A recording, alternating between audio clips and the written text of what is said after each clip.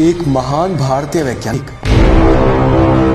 जिसकी वजह से उड़ गई थी अमेरिका की नींद।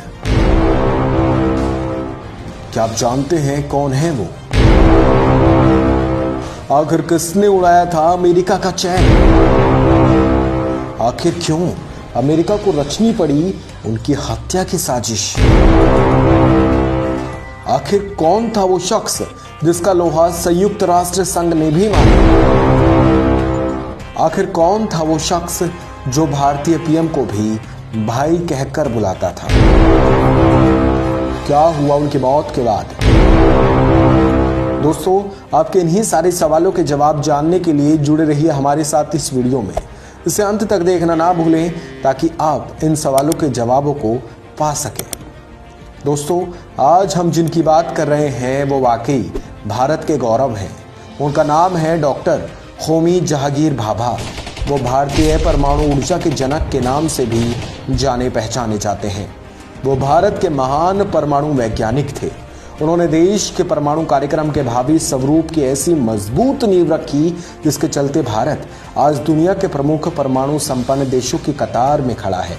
उन्होंने बाहर रह रहे भारतीय वैज्ञानिकों से अपील की कि वो भारत वापस लौट आएं और सहयोग करें। मुट्ठी भर वैज्ञानिकों की सहायता से परमाणु क्षेत्र में अनुसंधान का काम करने वाले डॉक्टर भाभा ने समय से पहले ही परमाणु ऊर्जा की क्षमता और विभिन्न क्षेत्रों में उसके उपयोग की संभावनाओं को परख लिया था।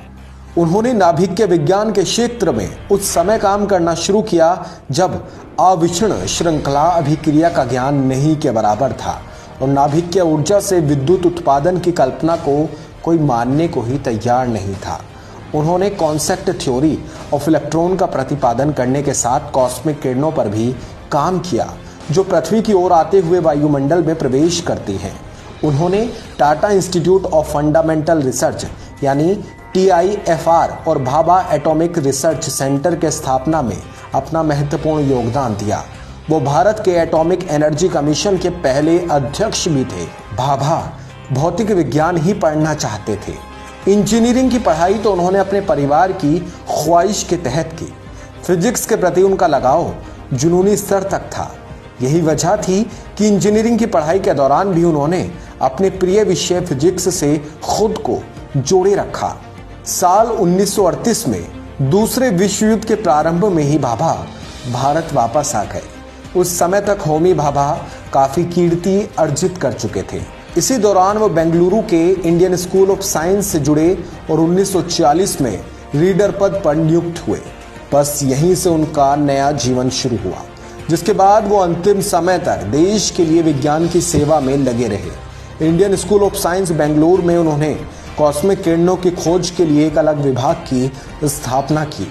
साल 1941 में मात्र 31 वर्ष की आयु में डॉक्टर भाभा को रॉयल सोसाइटी का मेंबर चुना गया, जो वाकई अपने आप में बहुत बड़ी उपलब्धि थी। उन्हें 1944 में प्रोफेसर बनाया गया। इंडियन स्कूल ऑफ साइंस के तत्कालीन अध्यक्ष और नोबेल पुरस्कार विजेता CB रमन भी होमी भाभा से बहुत ज़्यादा प्रभावित थे। वो उन्हें लियोनार्डो दा विंची भी कहकर बुलाते।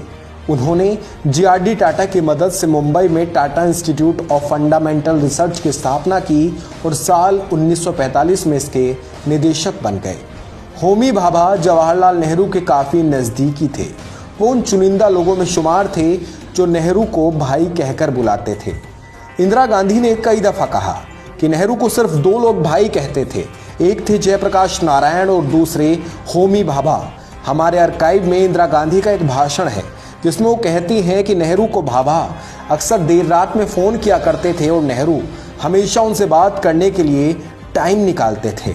वर्ष 1948 में डॉक्टर भाभा ने भारतीय परमाणु ऊर्जा आयोग की स्थापना की और अंतर्राष्ट्रीय परमाणु ऊर्जा मंचों पर भारत का प्रतिनिधित्व किया।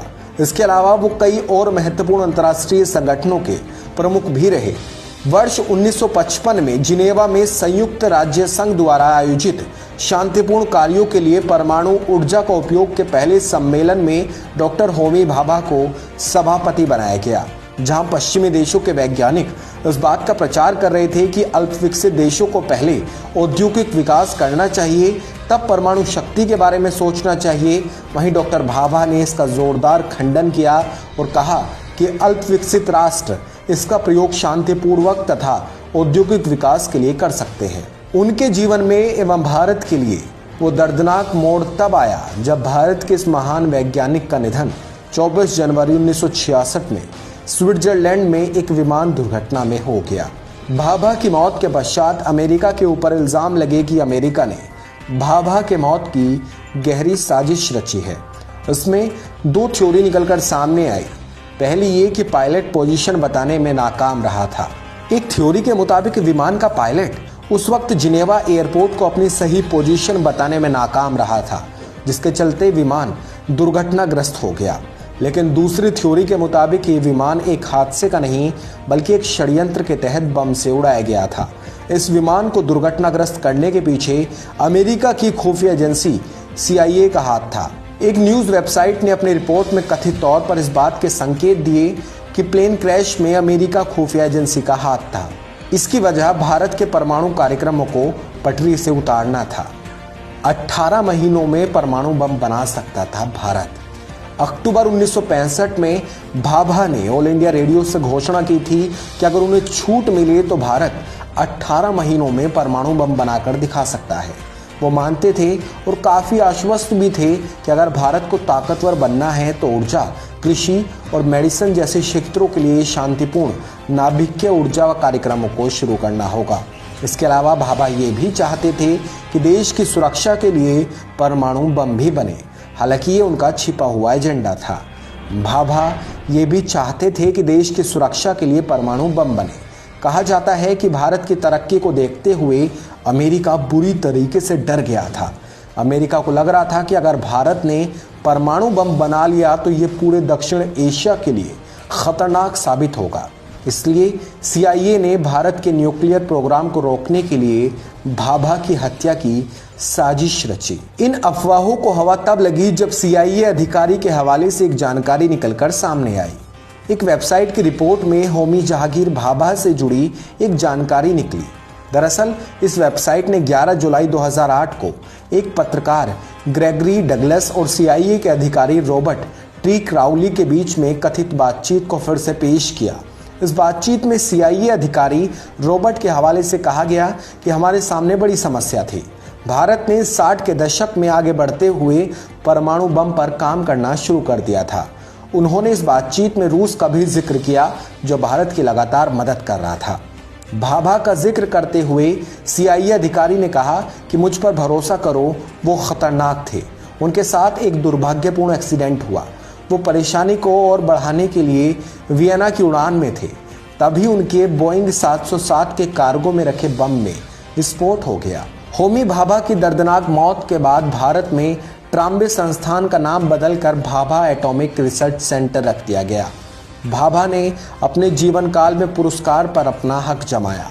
वो भौतिकी के नोबेल पुरस्कार से भी 5 बार नामांकित हुए, परंतु ये पुरस्कार उन्हें नहीं मिल सका। दोस्तों, उम्मीद करते हैं कि आपको हमारी ये वीडियो ज़रूर पसंद आई होगी। ऐसे ही रोचक जानकारियों और किस्सों के लिए जुड़े रहिए हमारे चैनल के साथ। अगर पॉसिबल हो तो हमारे चैनल को सब्सक्राइब ज़रूर कर लीजिएगा। वीडियो आपने पूरी देखी है, इसके लिए आपका बेहद शुक्रिया।